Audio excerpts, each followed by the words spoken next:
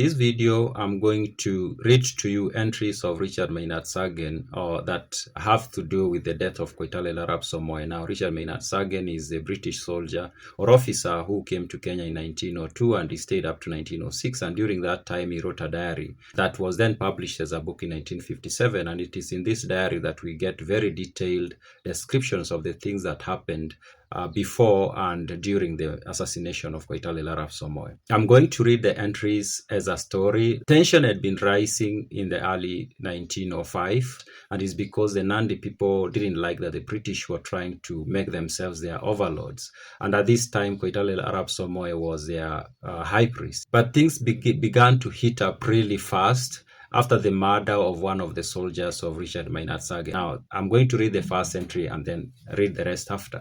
There is an entry that Richard Meinertzhagen makes on the 20th of July, and this is how it reads. Yesterday, the commissioner came to Mohoroni as a result of my man being murdered. All the chiefs were called to the conference, but the head, Laibon, refused to come, bleeding illness. On the same day of 20th July, Richard Meinertzhagen makes the following entry.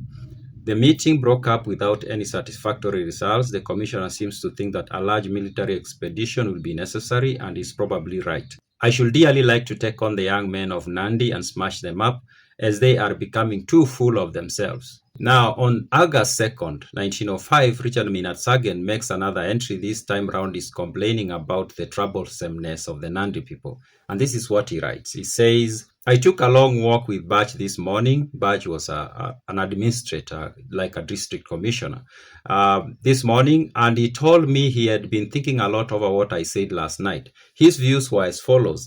The very name Nandi stinks in his nostrils. The constant trouble they have given him has taken up all his time and has prevented him from paying much attention to the Kavirondo, who comprise by far the larger part of his province. Scarcely a week passes without some complaints against the Nandi. They are like a troublesome schoolboy and must be whipped. On the same day, he makes this entry about how the British government feared the Laibon. And this is what he says. The fact is, Bach cannot make up his mind and hates the idea of an expedition. He regards it as an inevitable but prefers to wait until it is forced on him by circumstances. I told him I thought this was a dangerous and weak policy. The Nandi should, in my opinion, be given a definite ultimatum, setting forth their past offenses and calling on them to stop those by a certain date and give guarantees in shape of some 500 head of cattle for their good behavior for a year. On August 13th, Richard Meinertzhagen makes an entry about how the Nandi were not taking the British ultimatum seriously. And this is what he writes. The commissioner has now issued an ultimatum to the Nandi and their Laibon. He imposes on them a fine of 300 head of cattle which are to be delivered up within 3 weeks. In default, they are threatened with a military expedition to punish them for their past sins. I am convinced that the Nandi will roar with laughter at such a proposal now that the matters have been allowed to go so far. On the 15th of September, Richard Meinertzhagen makes this entry. This entry tells us that he was depressed at this point, and he writes, the feeling of slowly becoming prey to one's own mind has taken possession of me, and I have been experiencing much difficulty in constantly finding some distracting work. On the 26th of September 1905, Richard Meinertzhagen makes an entry where he says that the Laibon Koitalel Arap Somoei was organizing his troops, basically preparing for an onslaught. And this is what he writes. I received news today that the Laibon has just convened a large representative meeting of the whole Nandi tribe, at which it was decided that the British government was afraid of the Nandi, that no expedition will take place, and that therefore the Nandi must renew their aggressive tactics and drive all the government officials and troops from the district. On the same day of the 26th of September, Richard Meinertzhagen makes a very interesting entry in his diary, and this entry shows us the espionage game that was being played by both him and the Laibon. And this is what he says. Ever since I came here, I have been organizing an intelligence service. The men I have employed are taken from a small colony of Wasingishu Maasai who live not far from my house. They hate the Nandi, but can pass to and fro unmolested. I have them scattered about the country, a few living in some capacity with the Laibon and most of the larger chiefs. By this means, I hear about everything which is going on in the district. But the Laibon himself has not neglected to play the same game on me. His agent being the official interpreter at the civil lines. This glib-tacked fellow is a member of the Laibon's family and keeps this wicked medicine man supplied with all the latest information about me and our doings in Nandi fort. Richard Meinertzhagen had planted people close to Laibon so that he could collect information, and the Laibon had planted people close to Richard Meinertzhagen and the British administration so that he could also get information. And in fact, this espionage was so complex that at some point the British decided to have their letters written in French because they thought they could be intercepted and information could leak to the Laibon. Now, at this point, things are really tensed and it's looking like things are going to explode at any moment. On the 5th of October, Richard Meinertzhagen makes an entry that shows us about the worry that was going on amongst his people, his soldiers in particular, and the British officers, and it was about the poisoned arrows. And this is what he writes. Some remarks by a medical officer on subject of poisoned arrow wounds are interesting, but on one point he is not clear. He recommends that injection of strychnine for a wound by a poisoned arrow. But how is one to know whether the arrow was poisoned or not?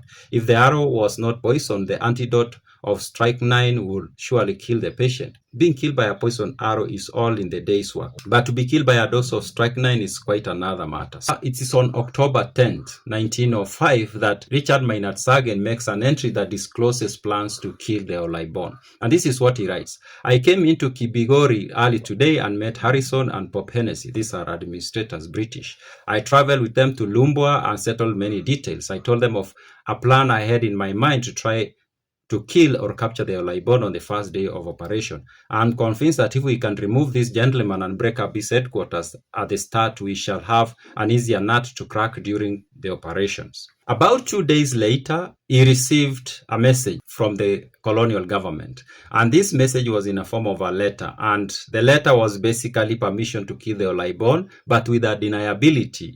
This is what Richard Meinertzhagen writes about that letter. He says, today I received a wire in French from Pop Hennessy, which allows me to try to kill or capture the Laibon on the 19th instant. So like Pop Hennessy, if I am sure of my plans, thereby shifting the responsibility from him to me so that if anything goes wrong, he can blame me. If you know what happened later, they basically denied that he had the authority to kill the Laibon. On the 15th of October, Richard Meinertzhagen makes an entry that explains or describes the security of the Laibon. And this is what he writes. I received news today together with quite an accurate plan of the Laibon's village. It consists 20 huts and he sleeps in a different one every night in case the place is raided.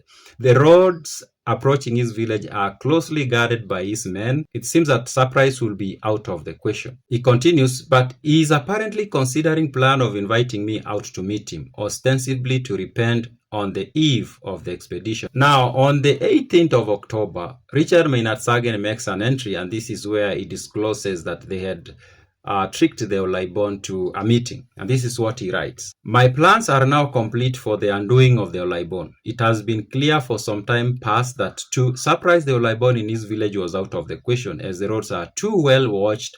Also, he changed his village only 2 days ago, and I could not make certain of locating his new abode. So I thought if I could arrange an interview with him tomorrow, I should then know where to find him in the following night. The Laibon has already suggested such a meeting. I sent him a word by the government interpreter that I should be with him on the morning of the 19th to explain certain matters to him. Now, it is on the 19th of October 1905 that Richard Meinertzhagen makes an entry titled The Laibon Dies, and this is what he writes. Only half an hour ago, I returned from the scene of my meeting with the Laibon, and both he and his retinue lie dead where we met. We left Nandi at 5 a.m. and I have covered 24 miles. The risk and excitement of the whole business have tired me considerably. So I should only record the main facts, leaving the detail for official report. I took with me Sammy Butler and 80 men with a machine gun. Leaving Sammy with 75 men and the machine gun, I advanced to meet the Laibon with 5 men. As I suspected, he ambushed me as soon as I shook hands with him, but we were ready. He, the interpreter, and several others, some 23 in all, were left dead. He tells us that he was ambushed, which is contradicting because all this time he has told that he planned to kill him. Later on in his diary, he starts talking about, I was ambushed. He makes even more detailed reports about it, and is basically saying, no, I didn't plan to kill him. He was the first one to attack, and that's why he ended up dead. Those are my random thoughts.